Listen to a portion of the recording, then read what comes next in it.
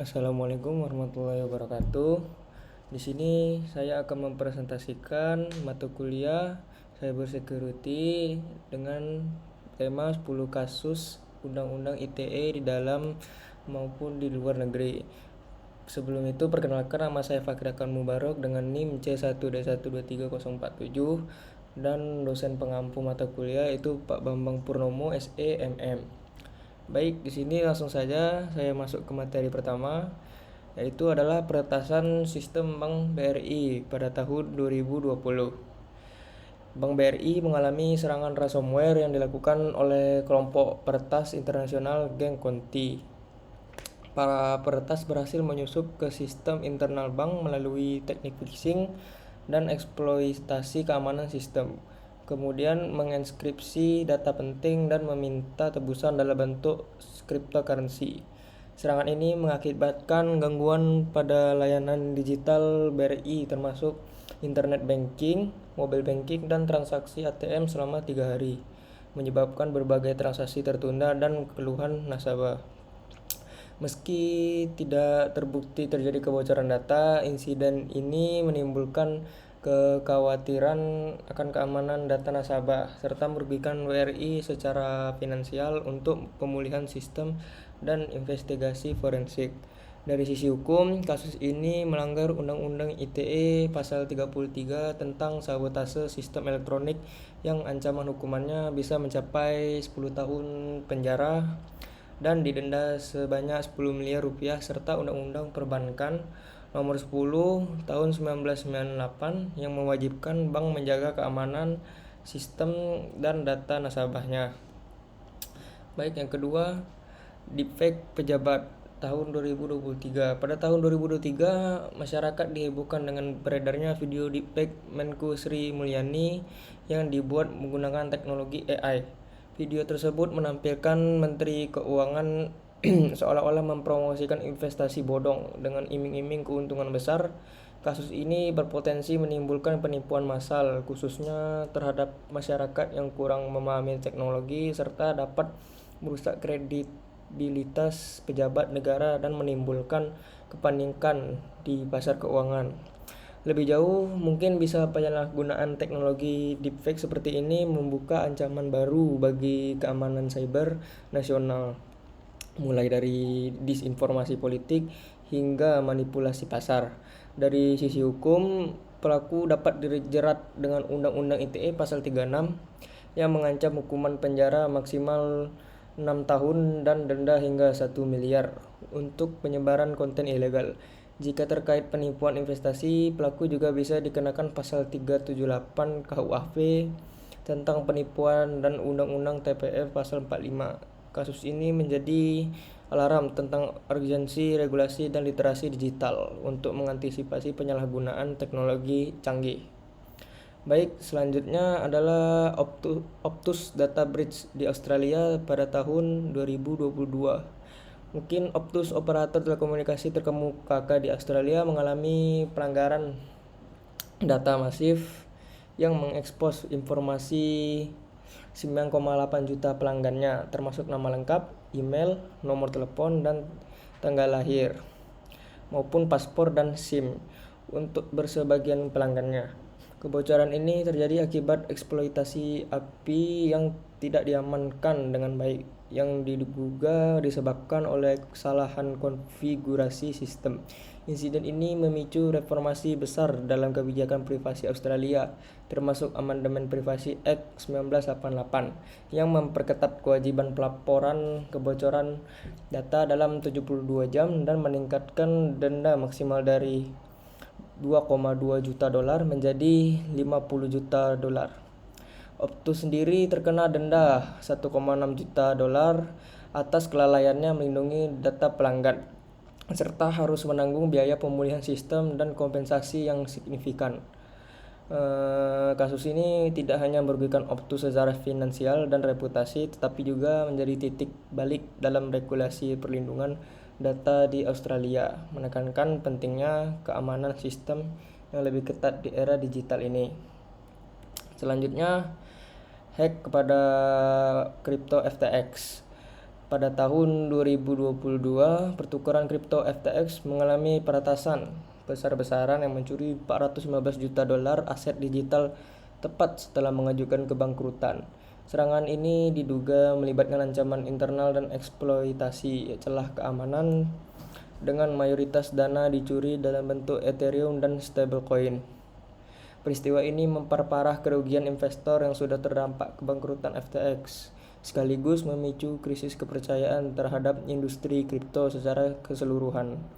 Dari sisi ini, kasus ini melibatkan Computer Fraud and Abuse Act (CFAA) Amerika Serikat yang menjerat pelaku dengan hukuman hingga 10 tahun penjara, serta melanggar aturan FATF tentang pelacakan transaksi kripto.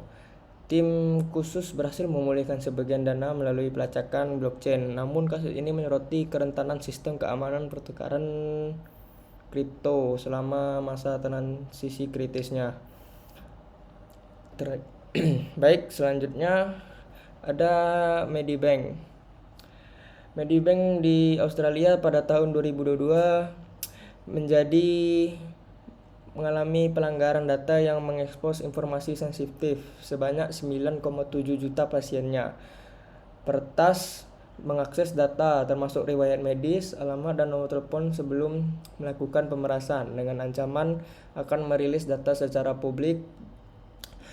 Serangan ini berdampak luas dengan meningkatnya risiko pencurian identitas dan kerugian reputasi bagi Medibank. Pemerintah Australia menjatuhkan denda sebesar 10 juta dolar berdasarkan Privacy Act 1988 karena kegagalan perusahaan dalam melindungi data pasien.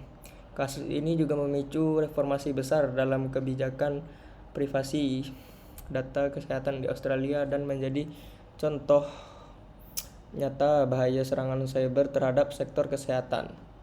Selanjutnya, serangan ransomware di Rumah Sakit Siloam pada tahun 2021.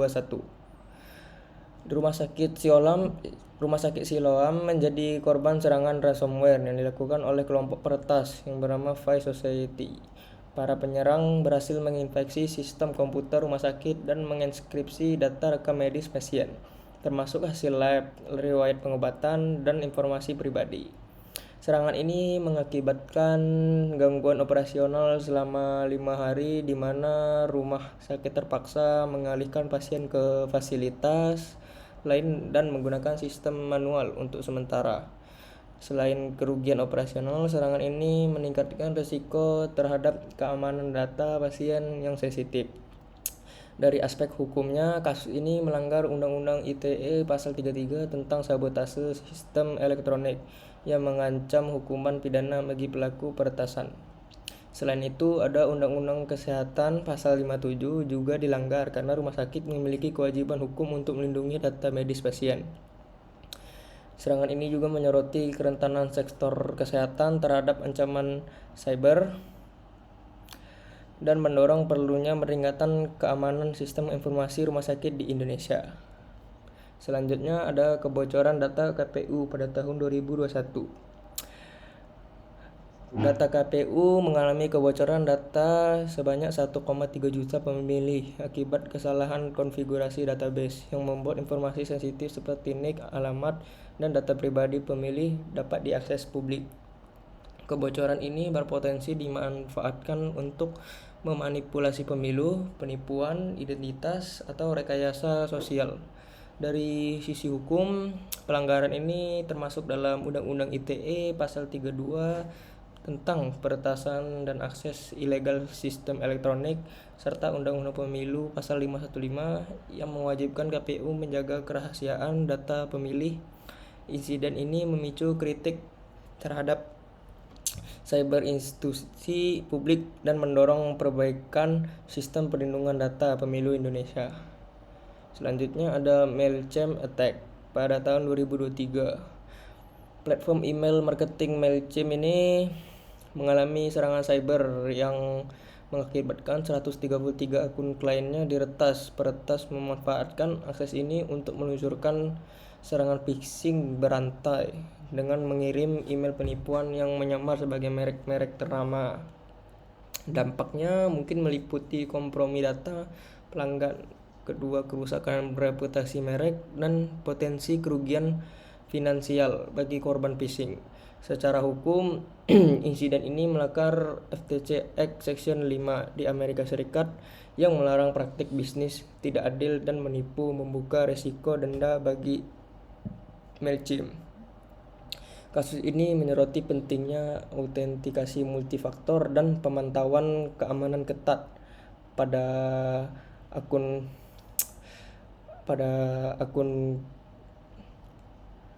kita. Selanjutnya ada Uber Bridge pada tahun 2022. Uber yang mengalami peretasan besar yang dilakukan oleh seorang hacker berusia 17 tahun melalui teknik social engineering. Pelaku berhasil membobol sistem internal perusahaan dengan memanfaatkan celah keamanan dan akses karyawan dan menyebabkan kebocoran data sebanyak 77 juta pengguna dan pengemudi, termasuk nama, email, nomor telepon, serta alamat. Dampak serangan ini mencakup risiko penipuan identitas, pencurian akun, dan kerusakan reputasi Uber. Aspek hukum dari pelanggaran ini mengakibatkan Uber didenda sebanyak 148 juta dolar berdasarkan GDPR atau General Data Protection Regulation di Uni Eropa karena gagal melindungi data pengguna. Kasus ini menyoroti pentingnya peningkatan keamanan sistem multifaktor dan pelatihan karyawan terhadap ancaman social engineering.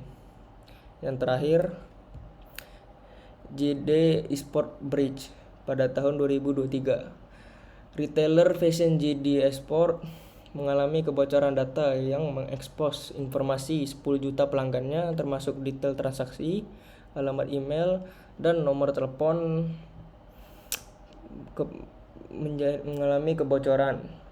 Dan akibatnya kerentanan sistem yang tidak diperbarui memungkinkan pelaku mengekstrak data yang periode transaksi 2018 sampai 2020. Dampaknya memicu gelombang penipuan kartu kredit dan serangan phishing terhadap korban. Otoritas Inggris menjatuhkan denda sebanyak 9,4 juta euro berdasarkan UK GDPR karena kelalaian perusahaan dalam melindungi data pelanggan. Kasus ini menegaskan pentingnya pembaruan sistem berkala. Baik, mungkin itu saja yang bisa saya sampaikan. Bila ada salah kata mohon dimaafkan. Saya akhiri dengan wassalamualaikum warahmatullahi wabarakatuh.